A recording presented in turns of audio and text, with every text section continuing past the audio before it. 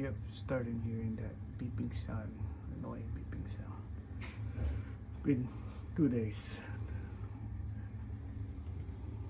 Got a new smoke alarm to put in. The rest of the house, I have like 6 of them. I was trying to find out where it coming from. I took it off again, trying to fix the wiring again.